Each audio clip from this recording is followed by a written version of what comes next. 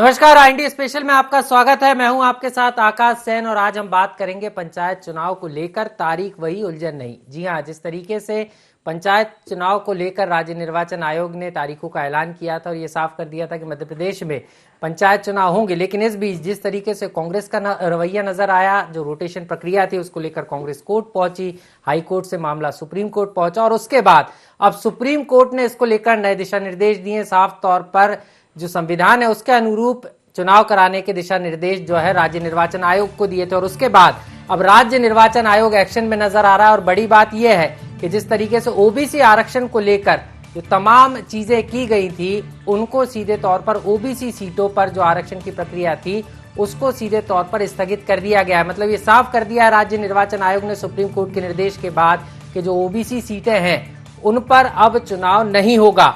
इसके साथ साथ राज्य निर्वाचन आयोग की तरफ से एक पत्र भी राज्य सरकार को लिखा गया है, क्योंकि चाहे रोटेशन पॉलिसी बनाने की बात हो या आरक्षण प्रक्रिया करने की, ये राज्य सरकार का अधिकार होता है। यही कारण है कि पत्र अब राज्य सरकार को लिखा गया है और अब राज्य सरकार उसको लेकर क्या कुछ करती है, क्या कुछ प्रक्रिया अपनाती है, ये भी समझना होगा। लेकिन सबसे पहले क्या कुछ कहा राज्य निर्वाचन आयोग ने, क्योंकि आज इसको लेकर एक बड़ी बैठक हुई थी राज्य निर्वाचन आयोग में।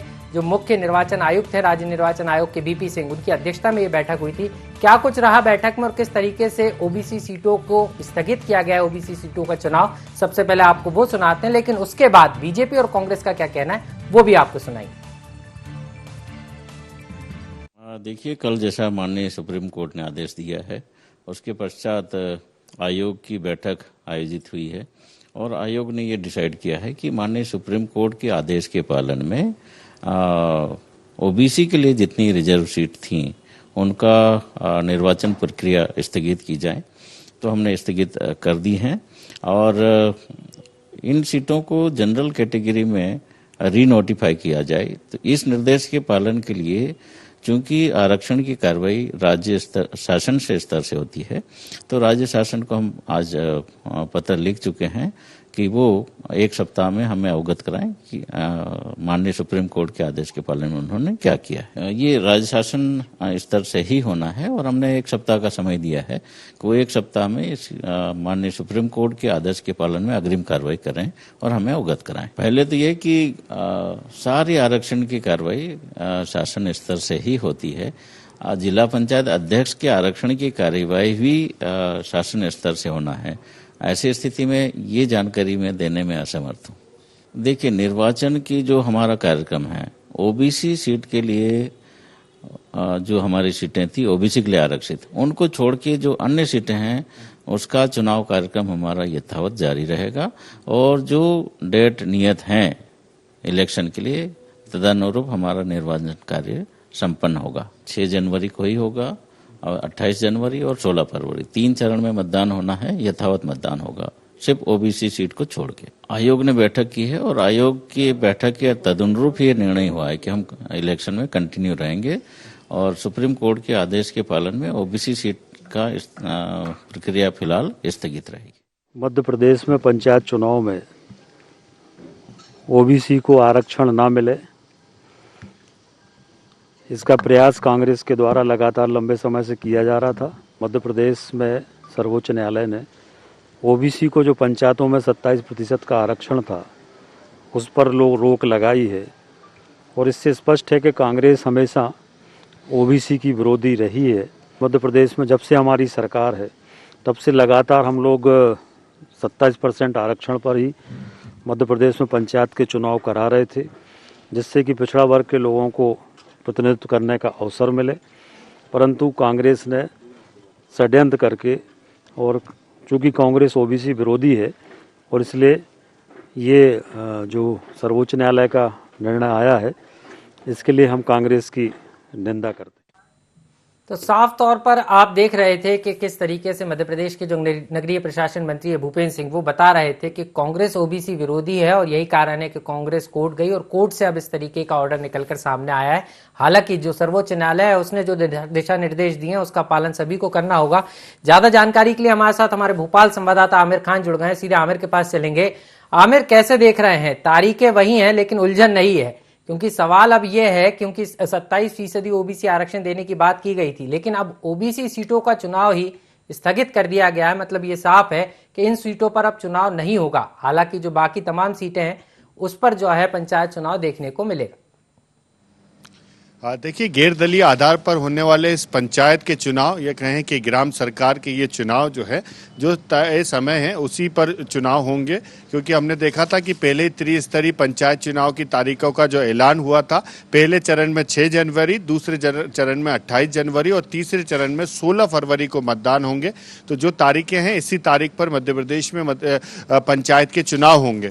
क्योंकि सुप्रीम कोर्ट ने जो कल फैसला सुनाया, उसमें ओबीसी की जो आरक्षित सीटें हैं उसमें चुनावी प्रक्रिया पर फिलहाल रोक लगाई गई है। वहां पर आरक्षण की प्रक्रिया होगी और उसके बाद ही वहां पर चुनाव हो सकेंगे। सिर्फ ओबीसी की उन सीटों पर जहां रोक लगी है उसको छोड़कर बाकी सभी सीटों पर जो है पूरे पंचायत के चुनाव होंगे। इसके अलावा जो आरक्षण की को लेकर प्रक्रिया होनी है, इसको लेकर राज्य निर्वाचन आयोग ने एक पत्र भी जो है राज्य सरकार को लिख दिया है। आमिर, सवाल यही है कि बात आरक्षण को लेकर उलझती हुई यहां पर नजर आ रही है। उलझन यही है कि 27% ओबीसी आरक्षण की बात की गई थी और जिस तरीके से मध्य प्रदेश के नगरीय प्रशासन मंत्री भी इस बात को कह रहे हैं कि कांग्रेस जो है ओबीसी विरोधी है। तो अब जब दोबारा नए सिरे से रीनोटिफिकेशन की बात हो रही है, तो ऐसे में आरक्षण प्रक्रिया होगी कैसे? ये एक बड़ा सवाल नहीं लग रहा आपको? क्योंकि अगर हम बात करें तो जिस तरीके से सुप्रीम कोर्ट के दिशा निर्देश आए हैं, ओबीसी सीटों को सामान्य सीट करने की बात की गई है। राज्य निर्वाचन आयोग भी यही कह रहा है कि हमने पत्र लिखा है दोबारा से रीनोटिफाई किया जाए। तो क्या ओबीसी सीटें सामान्य सीटें हो जाएंगी? देखिए, अगर ऐसा होता है कि जो ओबीसी की आरक्षित सीटें हैं उसे सामान्य सीटें करके फिर से पंचायत के उन सीटों पर पंचायत के चुनाव होंगे, तो जाहिर है कि ओबीसी को आरक्षण का लाभ नहीं मिल पाएगा। और अगर ओबीसी को आरक्षण का लाभ नहीं मिलता है तो सवाल फिर वही है कि ओबीसी को जो मिलने वाला आरक्षण है, 27% आरक्षण की जो बात कही जा रही है, फिर वो कहाँ मिलेगा?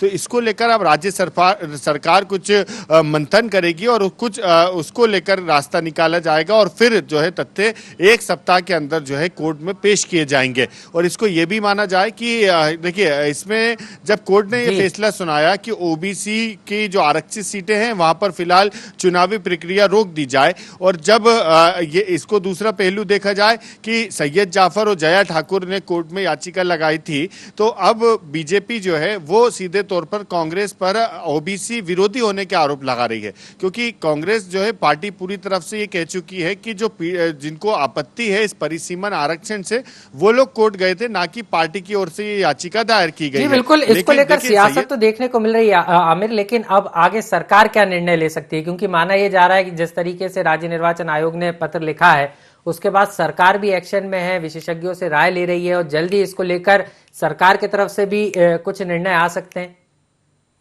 कि सरकार पहले भी कह चुकी है कि हम ओबीसी के पक्ष में हैं। जो कोर्ट में भी इससे पहले याचिका लगी थी आरक्षण को लेकर, तब भी सरकार ने कहा कि हम मजबूती के साथ अपना पक्ष रख रहे हैं, तो हम कोशिश कर रहे हैं कि ओबीसी को पूरी तरह से इसका लाभ मिल सके। लेकिन जब अब कल सुप्रीम कोर्ट ने ये कहा है कि ओबीसी की जो आरक्षित, जी बिल्कुल आमिर, आप हमारे साथ जुड़े, आपका बहुत बहुत धन्यवाद। और उलझन यही है कि किस तरीके से जो है ओबीसी सीटों पर आरक्षण प्रक्रिया दोबारा से होगी और कैसे होगी, और सुप्रीम कोर्ट के जिस तरीके से दिशा निर्देश आए उसके बाद जो पंचायत चुनाव का रण है उसमें एक नई उलझन उलझती हुई नजर आ रही है। हमारे साथ इस पर बातचीत करने के लिए राजपाल सिंह सिसोदिया जी जुड़ गए हैं, बीजेपी का पक्ष रखेंगे। वहीं अवनीश भार्गव जी, कांग्रेस नेता, भी हमारे साथ जुड़ गए हैं। आप दोनों मेहमानों का IND24 में बहुत बहुत स्वागत है। सबसे पहले राजपाल जी आपके पास आना चाहूंगा। सर, जिस तरीके से लगातार बीजेपी तैयारी करती हुई नजर आ रही थी, कल संचालन समिति का भी गठन किया, लेकिन तारीख अब चुनाव की वही है, लेकिन उलझन एक नई सामने खड़ी हो गई है। कैसे देख रहे हैं इसको?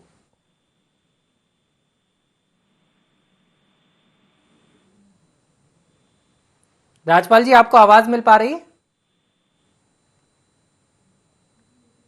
लगता है राजपाल जी से संपर्क नहीं हो पा रहा, दोबारा जुड़ने की हम कोशिश करेंगे।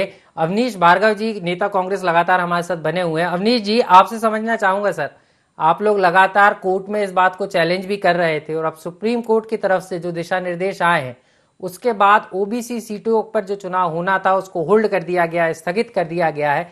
कैसे देख रहे हैं आप? देखिए, आपसे साफ तौर पे कहना चाहता हूं कि कांग्रेस पार्टी कोई सुप्रीम कोर्ट में केस लड़के इसको रुकवाना नहीं चाह रही थी जी।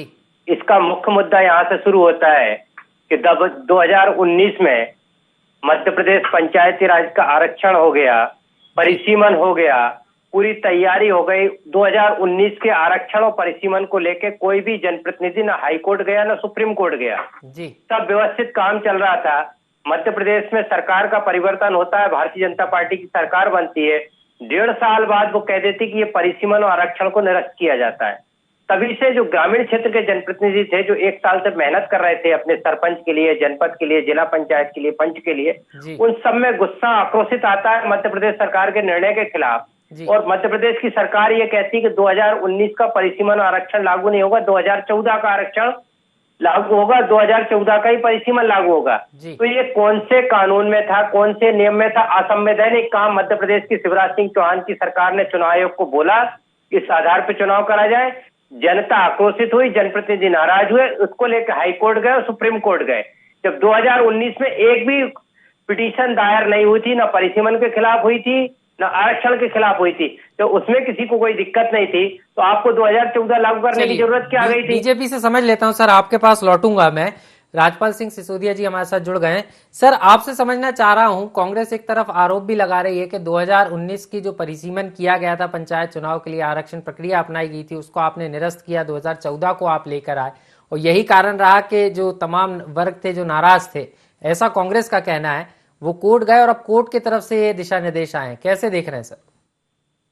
देखिए, मध्य प्रदेश के पिछली सरकार ने जिस प्रकार से परिसीमापन के नाम पर 1200 पंचायतों को प्रभावित करने का काम किया था, और पॉलिटिकली और ज्योग्राफिकल दोनों तरीके से इस प्रकार से पूरा परिसीमापन किया था कि उसमें हस्तक्षेप करना अनिवार्य हो गया था। सिर्फ परिसीमापन में हस्तक्षेप करने की बात थी, परंतु चूंकि परिसीमापन और आरक्षण दोनों एक दूसरे से कनेक्टेड है, इस कारण से जो अमेंडमेंट हुआ था सरकार का, उस अमेंडमेंट के तहत 1 वर्ष के अंदर में जब चुनाव नहीं हो पाए, तो फिर से मध्य प्रदेश के अंदर चुनाव नहीं हो पाने की स्थिति में हमने देखा कि चुनाव की प्रक्रिया स्थगित होती है, और स्थगित होने के बाद में जब नया नोटिफिकेशन आता है,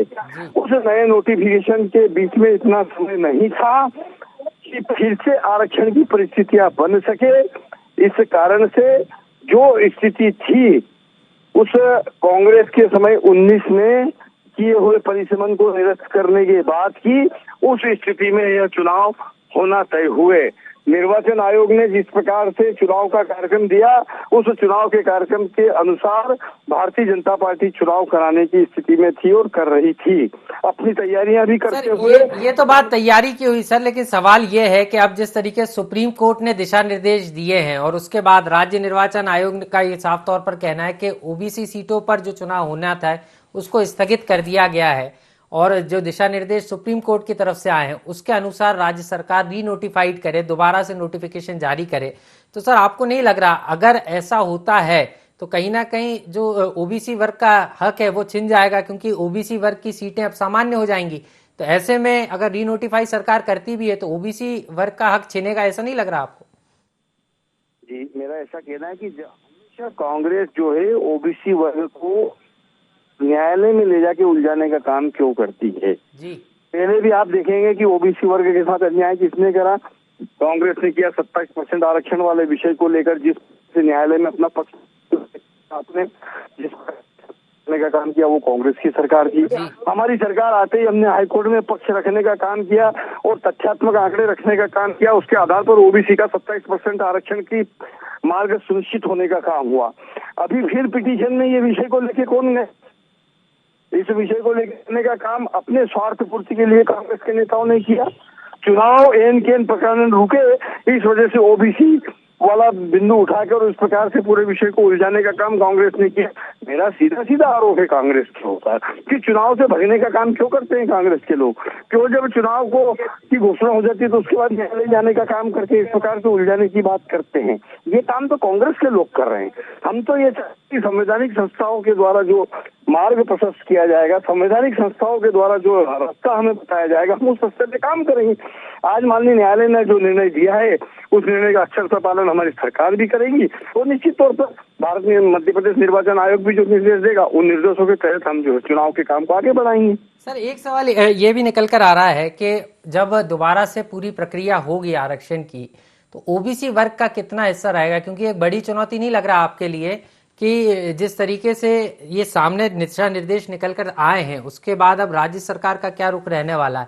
क्योंकि कहीं ना कहीं ओबीसी वर्ग की चिंता भी होगी इसमें। निश्चित तौर पर मध्य प्रदेश की सरकार, शिवराज सिंह चौहान जी की सरकार ओबीसी वर्ग के साथ है, उनके कल्याण के लिए साथ में, उनके आरक्षण की रक्षा करने के लिए साथ में, और उनको सरकार के चुनाव में हर स्थान पर व्यवस्थित उनका जो है पार्टिसिपेशन मिले, वो दिलाने के लिए हम सुनिश्चित करने के लिए तत्पर हैं। मैं समझता हूं कि भारतीय जनता पार्टी की ही एकमात्र ऐसी सरकार है जिसने ओबीसी वर्ग के लिए कई सारे काम करने का काम किया है। इस देश के अंदर अगर ओबीसी वर्ग के लिए संवैधानिक दर्जा ओबीसी आयोग को किसी ने देने का काम किया है तो वो मोदी जी की सरकार ने देने का काम किया है। 27% आरक्षण अगर मध्य प्रदेश में सुनिश्चित करने का काम ओबीसी के लिए किया है तो वो भारतीय जनता पार्टी की सरकार ने ही किया है। चलिए सर, आप बने रहिएगा। कांग्रेस से हमारे साथ लगातार अवनीश जी जुड़े हुए हैं। अवनीश जी, आपके पास आऊंगा, लेकिन वरिष्ठ पत्रकार धर्मेंद्र पेगवार सर भी हमारे साथ जुड़े हुए हैं। सर, बहुत बहुत स्वागत है आपका IND 24 में।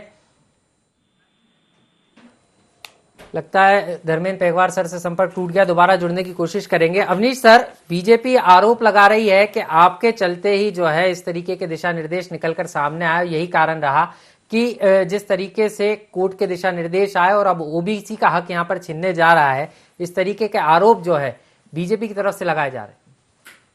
देखिए, आप मेरे को बीच में मत रोकना। पहले भी मैं मेरी बात कर रहा था, उसको आपने रोक दिया था कि यशपाल राजपाल जी नहीं जुड़े थे, अब धर्मेंद्र जी नहीं जुड़े, आपका धर्मेंद्र जी जुड़ गए, अब आप रोकिए जी। तो मैं टाइम पास के लिए नहीं, मेरी मुद्दे की बात सुन ले आप पूरी तरीके से।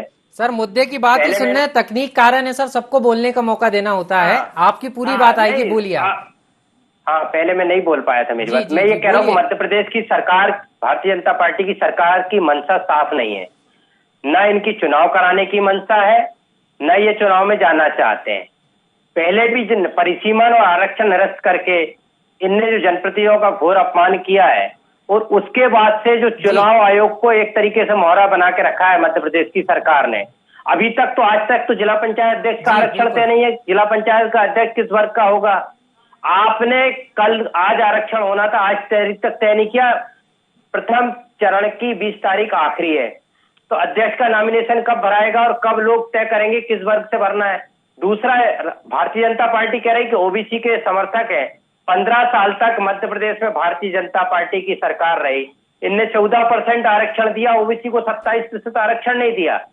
मध्य प्रदेश में कमलनाथ जी की सरकार बनी, 15 महीने के अंदर निर्णय हुआ कि ओबीसी को 27% आरक्षण मध्य प्रदेश की कांग्रेस की कमलनाथ सरकार ने देने का काम किया, उसको अटकाने का काम भारतीय जनता पार्टी के लोगों ने किया।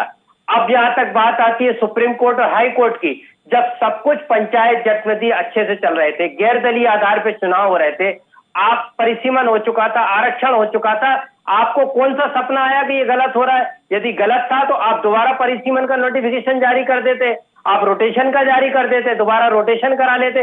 लेकिन 2014 का आरक्षण लोगों के ऊपर थोपना, जनप्रतिनिधियों के ऊपर थोपना, मैं कह सकता हूं पूरे ग्रामीण अंचल में इतना आक्रोश है लोगों में कि ये परिसीमन और आरक्षण निरस्त करके 19 वाला घोर अपमान जनप्रतिनिधियों का किया है, पंचायती राज का भी किया है, और इनकी मंशा सत्ता के विकेंद्रीकरण की नहीं है भारतीय जनता पार्टी की, न केंद्र सरकार की, न राज्य सरकार की है। और ओबीसी के आरक्षण के लिए जो सुप्रीम कोर्ट में, माननीय सुप्रीम कोर्ट के सामने जो सरकारी पक्ष को रखना था, उनने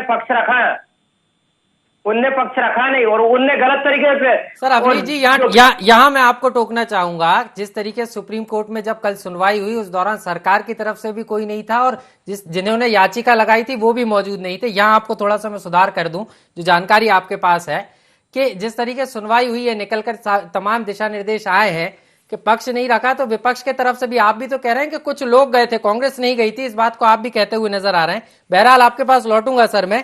राजपाल सिंह सिसोदिया जी भी बने हुए हैं। राजपाल जी, एक बड़ा आरोप यह भी लग रहा है कांग्रेस की तरफ से कि बेहतर तरीके से अपना पक्ष राज्य सरकार ने कोर्ट में नहीं रखा, इसको लेकर क्या कहेंगे सर? नहीं हुई थी सुप्रीम कोर्ट में। आरक्षण का तो मुद्दा ही नहीं था। आरक्षण का मुद्दा तो सरकारी वकील ने ऐड कराया है। मध्य प्रदेश की सरकार की तरफ से जो सरकारी वकील गए थे वो अपना पक्ष नहीं रख पाए आरक्षण को लेके। जो रिट पिटीशन दायर की थी जनप्रतिनिधियों ने वो सिर्फ परिसीमन और रोटेशन के आधार पर जारी की थी और कोई मुद्दा ही नहीं था। राजपाल सर, आपके पास आना चाहूंगा। कांग्रेस आरोप लगा रही है, कह रही है इस बात को कि किस तरीके से सरकारी पक्ष जो है, सरकार को जो रखना चाहिए था आरक्षण के पक्ष में, वो बेहतरी से नहीं रखा। यही कारण है कि इस तरीके के दिशा निर्देश सुप्रीम कोर्ट की तरफ से निकल कर आए।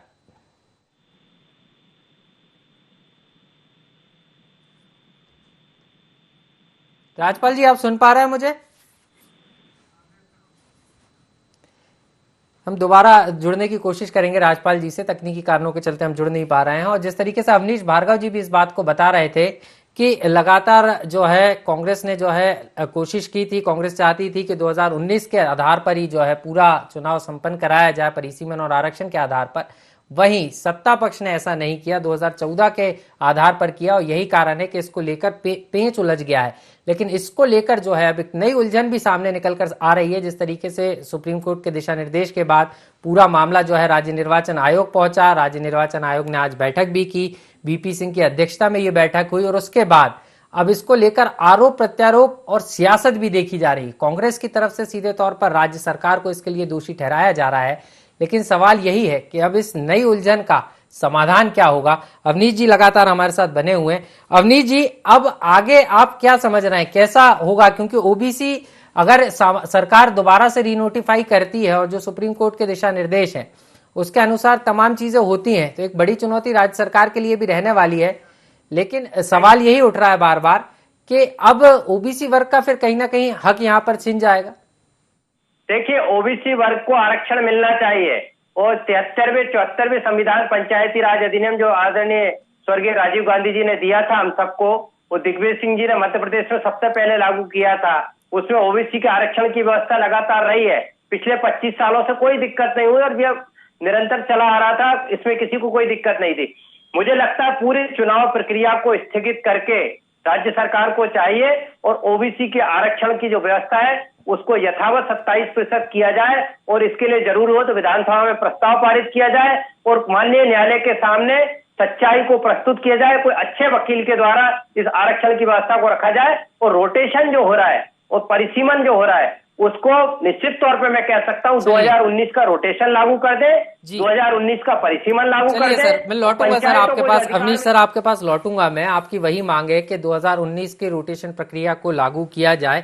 लेकिन बड़ी बात अवनीश जी ने यह भी कही है कि अभी जो है पूरे पंचायत चुनाव टाल दिए जाएं, स्थगित कर दिए जाएं। इसको लेकर बीजेपी का क्या कहना है? राजपाल सिंह सिसोदिया जी हमारे साथ लगातार बने हुए हैं। राजपाल जी, आप कैसे देख रहे हैं? पूरे पंचायत चुनाव को टाला जाना चाहिए, इस तरीके की बात कांग्रेस की तरफ से आ रही है, आप कैसे देख रहे हैं? मैं और भारतीय जनता पार्टी शुरू दिन से ही यह आरोप लगा रही है कि मध्य प्रदेश की जो कांग्रेस है वो चुनाव से दूर क्यों भाग रही है। वो क्यों बार बार नई नई बातें लाकर चुनाव की प्रक्रिया को कोर्ट में उलझाने का काम कर रहे हैं, क्यों भगड़ने का काम कर रहे हैं, क्यों मैदान में नहीं आ रहे हैं। ये जो बार बार जो कांग्रेस चुनाव से भगने की बात इसलिए कर रही है कि इनको हार का डर है और ये जो है प्रक्रिया को उलझाने का काम करने का काम कांग्रेस कर रही है। पहले ये अमेंडमेंट के खिलाफ माननीय न्यायालय में जाते हैं और उसी के अंदर जो है रिजॉइंडर इस बात का लगाते हैं कि ओबीसी आरक्षण वाले विषय लाते हैं। तो ओबीसी आरक्षण का विषय जो 2014 में था हम तो उसी पे चुनाव करवा रहे थे, परंतु अब ये जब नई बात लेके आए हैं और उसके ऊपर माननीय न्यायालय ने कुछ बात कहने का काम किया है, कुछ निर्देश देने का काम किया है, तो उसके ऊपर उस कोर्ट के निर्देश के ऊपर जो है हमारा मध्य प्रदेश का जो निर्वाचन आयोग है वो काम कर रहा है और वो जैसे निर्देश देगा उस निर्देश के तहत हम कार्रवाई करेंगे आगे की। कार्रवाई तो करेंगे सर। एक छोटी सी प्रतिक्रिया ये भी समझना चाहूंगा, ओबीसी वर्ग को क्या आरक्षण मिलेगा नहीं मिलेगा, क्या लगता है आप? क्योंकि बीजेपी से हैं तो बीजेपी क्या चाहती है? मध्य प्रदेश की धरती पे किसी ने दिया है तो शिवराज सिंह चौहान जी ने दिया है। उसको कोर्ट से क्लियरेंस कराने का काम अगर किसी ने किया तो हमारी सरकार ने किया है। देश के अंदर ओबीसी का आयोग जो है उसको अगर संवैधानिक दर्जा किसी ने देने का काम किया तो माननीय मोदी जी ने किया है। ओबीसी वर्ग सहित समाज के सभी वर्गों के साथ में अगर कोई है तो भारतीय जनता पार्टी है। इस देश के अंदर 10% सामान्य निर्धन समय कम है, यही कारण है। आपको माफी के साथ रोकना चाहूंगा। आप दोनों मेहमानों ने हमें समय दिया, आपका बहुत बहुत शुक्रिया। और सवाल यही है कि पंचायत चुनाव के रण को लेकर बीजेपी कांग्रेस आमने सामने जहां नजर आ रहे हैं, तो वहीं सुप्रीम कोर्ट के दिशा निर्देश के बाद अब ये साफ हो गया है कि जो ओबीसी वर्ग की सीटें हैं उन पर चुनाव नहीं होगा। लेकिन सवाल यही है कि अगर चुनाव नहीं होगा तो दोबारा से किस तरीके से राज्य सरकार इन सीटों पर रीनोटिफिकेशन जारी करके क्या इनको सामान्य सीटें घोषित करेगी, और अगर सामान्य सीटें घोषित होती हैं तो फिर ओबीसी वर्ग को कैसे आरक्षण मिलेगा, कैसे उनको इन सीटों पर वो कैसे चुनाव लड़ेंगे, ये एक बड़ा सवाल है। और यही कारण है कि तारीख वही है लेकिन ये उलझन नहीं है। IND स्पेशल में इतना ही, मुझे दीजिए इजाजत, नमस्कार।